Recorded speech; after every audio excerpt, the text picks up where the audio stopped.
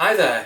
First of all, I'd like to thank all my subscribers for the help and advice, and your support is very much appreciated, and I will try and keep the videos interesting.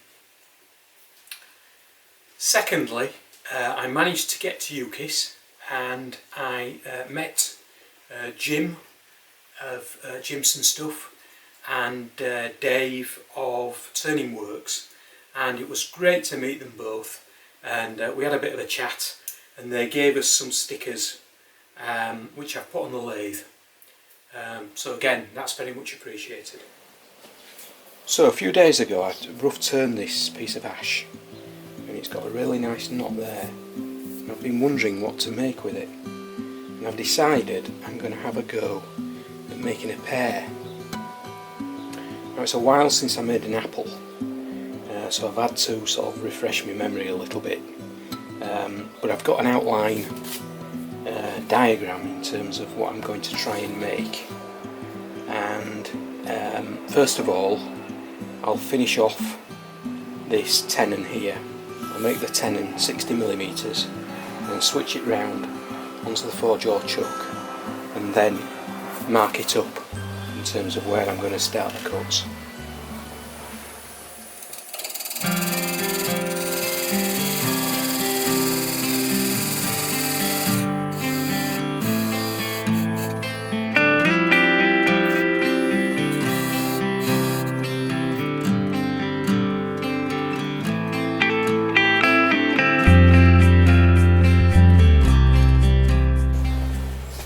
Okay, so I'm going to make a feature out of this knot, and this is my design. So I want the knot to appear in sort of that area. So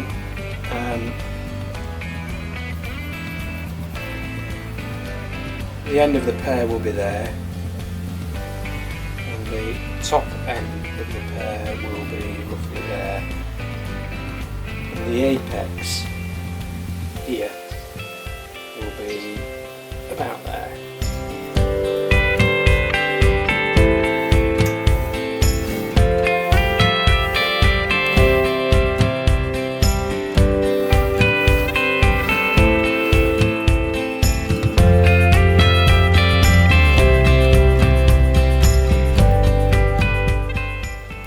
Okay, so before doing any turning, I've decided I'm going to fill in the sides of the knot, these sort of like gaps here, and I've decided to use some of this copper metal powder. Now in the past, when I've tried this sort of technique, I've used epoxy resin and mixed it with the copper powder, but that sometimes generates bubbles in the resin. So this time round I'm going to use some super glue. So I'm going to put initially some thin super glue in there, then I'm going to put in the copper powder, and then I'm going to put some more super glue on top, and hopefully that will sort of like go through the copper powder and eventually set. So that's the plan. So for this I'm going to use some thin CA glue.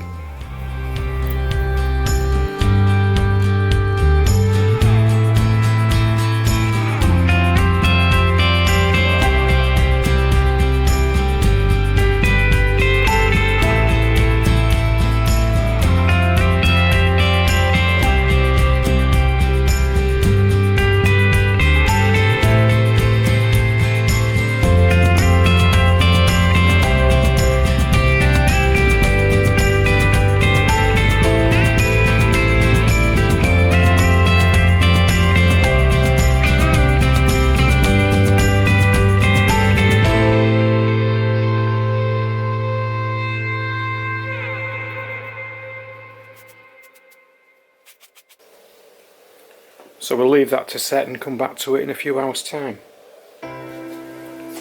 So after the last take, I've added some more copper powder and put some more CA glue on it, and left it overnight, so that's now rock hard. So what I'm going to do now is just use the spindle roughing gouge just to turn that down a bit, and I might have to redraw my guidelines.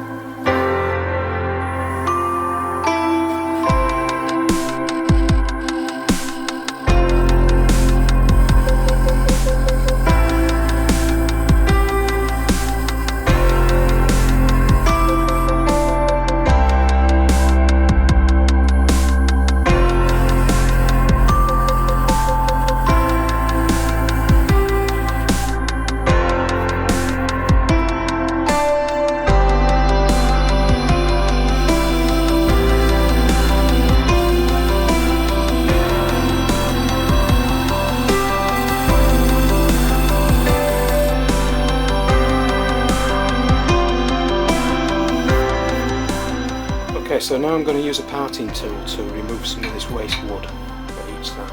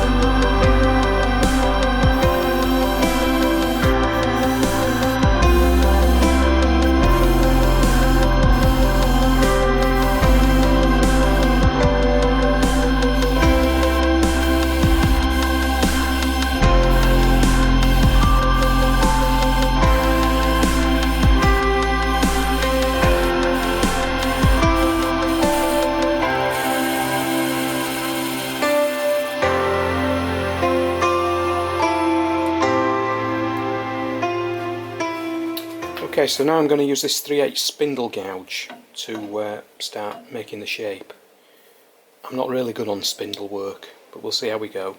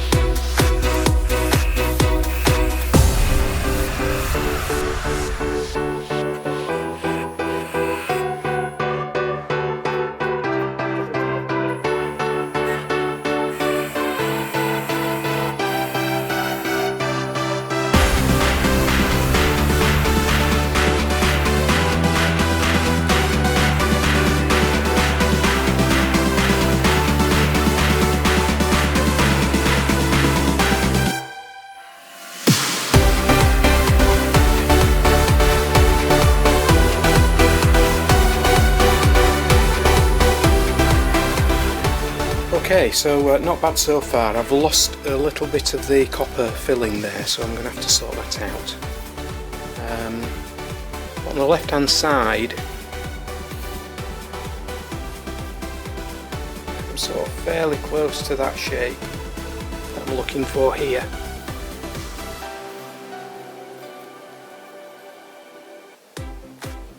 So I'll leave this to finish later. Now I need to concentrate on this bit.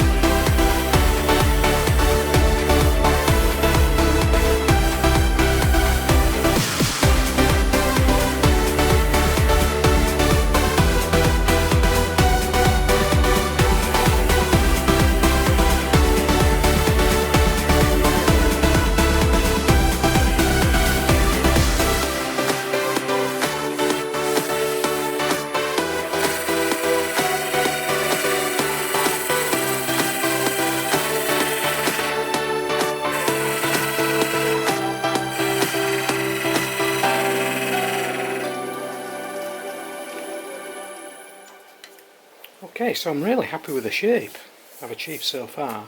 So I'm just going to part this bit off and then finish the end.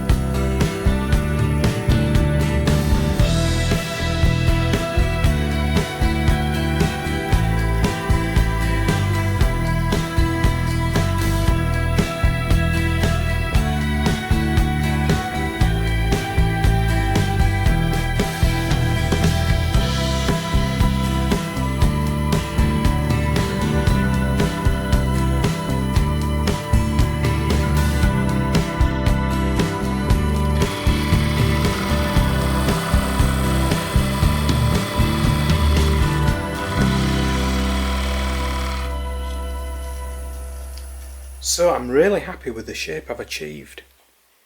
It's quite close to my original design.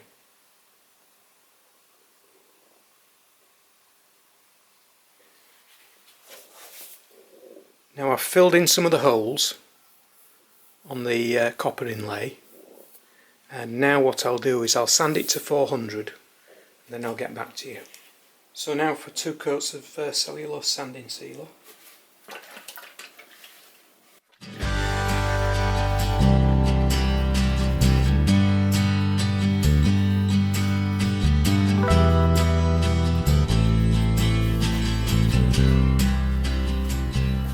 Now some wood wax 22.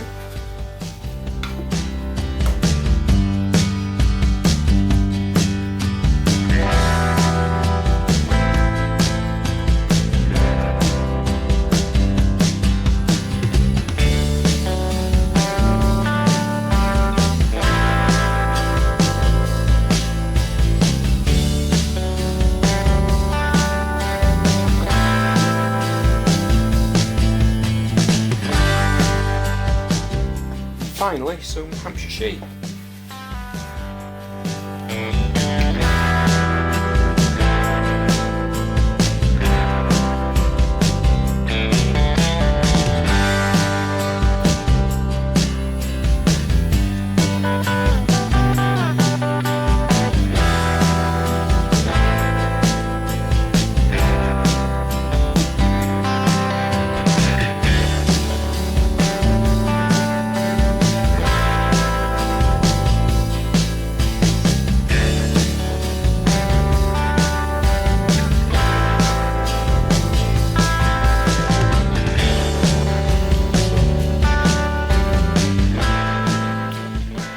Now to part it off with this thin parting tool.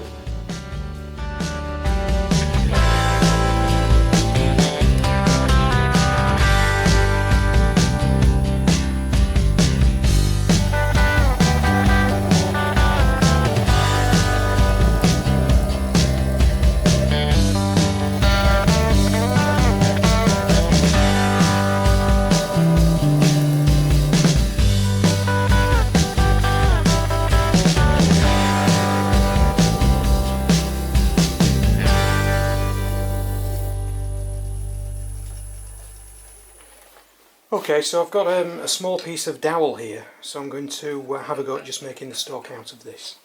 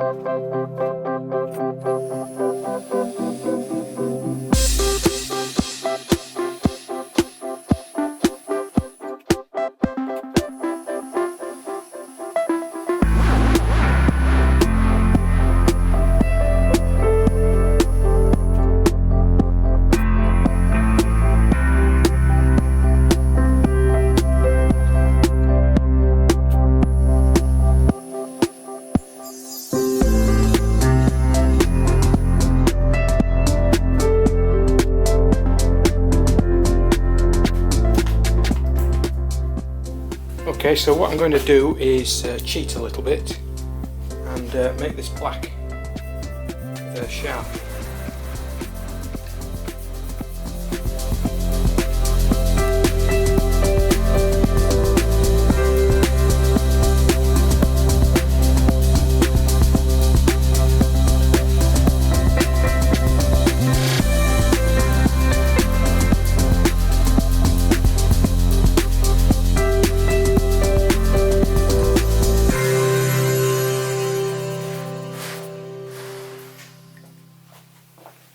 Okay, so I've just put some sanding sealer on it and waxed it, and now I'm just going to cut it off at an angle.